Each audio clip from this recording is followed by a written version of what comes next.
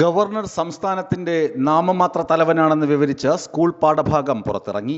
10ാം ക്ലാസ്സിൽ പഠിപ്പിക്കാനുള്ള സാമൂഹ്യശാസ്ത്രം 2ാം ഭാഗത്തിലെ ജനാധിപത്യം ഒരു ഇന്ത്യൻ അനുഭവം എന്ന ഭാഗത്തിലാണ് ഈ പാഠഭാഗമുള്ളത്.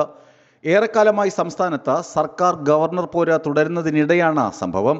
ഗവർണറുടെ അധികാരങ്ങളും പരിധികളും സംബന്ധിച്ച് ദിശാബോധം പകരാനുള്ള പുസ്തകം സ്കൂളുകളിൽ വിതരണത്തിന് എത്തിയിട്ടുണ്ട്.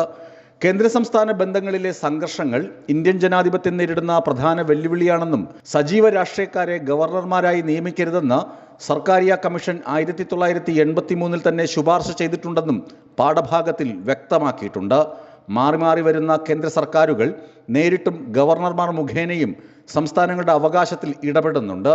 കേന്ദ്രത്തിലേതുപോലെ സംസ്ഥാനങ്ങളിലും പാർലമെന്ററി വ്യവസ്ഥയാണ് ഭരണഘടന വിഭാവന ചെയ്യുന്നത്. അതിനാൽ സംസ്ഥാനത്തിന്റെ നാമമാത്ര തലവൻ മാത്രമാണ് ഗവർണർ. കാര്യനിർവഹണാധികാരം നിക്ഷിപ്തമായിരിക്കുന്നത് മുഖ്യമന്ത്രി തലവനായുള്ള മന്ത്രിസഭയ്ക്കാണ്. ഗവർണർ അധികാരങ്ങൾ നിർവഹിക്കേണ്ടത് മന്ത്രിസഭയുടെ ഉപദേശപ്രകാരമായിരിക്കണമെന്നും പാഠഭാഗം എടുത്തു പറയുന്നു. കേന്ദ്ര സംസ്ഥാന ബന്ധങ്ങളിലെ സംഘർഷങ്ങൾ ജനാധിപത്യത്തിന് വെല്ലുവിളിയാകുന്നത് എങ്ങനെയെന്ന വിഷയത്തിൽ പാനൽ ചർച്ചയാണ് ഈ പഠന പ്രവർത്തനത്തിൽ ഉൾപ്പെടുത്തിയിരിക്കുന്നത്. ന്യൂസ് ഡെസ്ക് വിസ്മയ ന്യൂസ്.